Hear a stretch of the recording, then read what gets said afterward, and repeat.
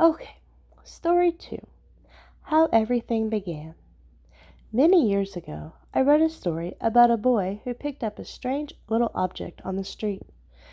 It was shaped like a horseshoe and had a mysterious name written on it. The boy tried to pronounce the name, but failed. He tried again and again.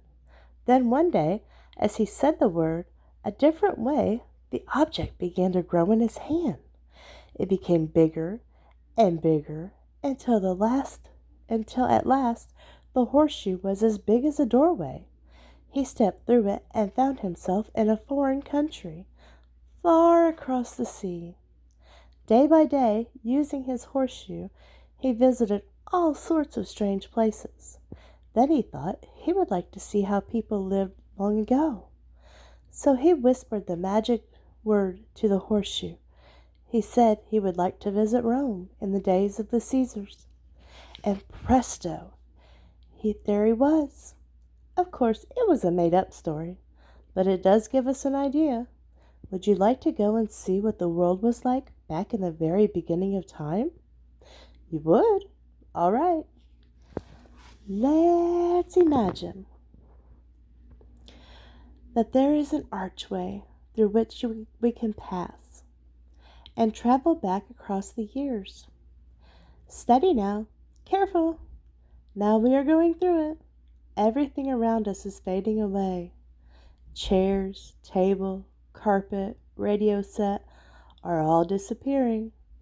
Faces are growing dim. Lights are going out. It is getting darker and darker. Swiftly we speed back across the years.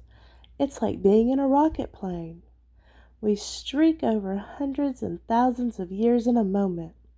Past the time when Jesus lived on earth. Past the time of David. Past the time of Abraham. Past the time of Noah. Past the time of Adam. Oh dear, how dark it is. We can't see anything. All about us is pitch black.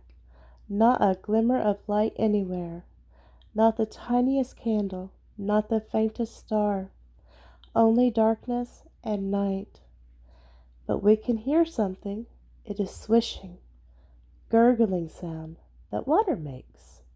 Just as we have heard it many a time at the seaside or when boating on a lake. Water and darkness. As the Bible says, darkness was upon the face of the deep. Of a sudden we realize we are not alone. Somebody is here. We know it. We feel it. Amid the darkness, the emptiness, the loneliness, God is here. The Spirit of God is moving upon the face of the waters. God is looking upon the world. He has created, planning what He will do with it.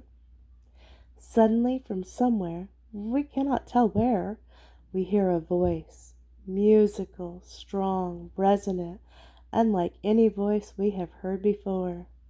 It commands the darkness to give place to light. Instantly the darkness vanishes. We can see again. Not very far, only a few feet, a few yards perhaps, because all around us is a thick mist. But how wonderful it is, the light after the dark. There is no blue sky, no bright sunshine, only a sort of brilliant fog, and under it, water, water everywhere. No land, just this vast, restless, heaving ocean. Not a man or a woman, not a boy or a girl, not a bird or an animal. No, not even a fish in the sea. Only light in the mist and on the water.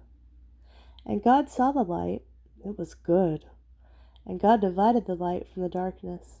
And God called the light day, and the darkness He called night. And the evening and the morning were the first day.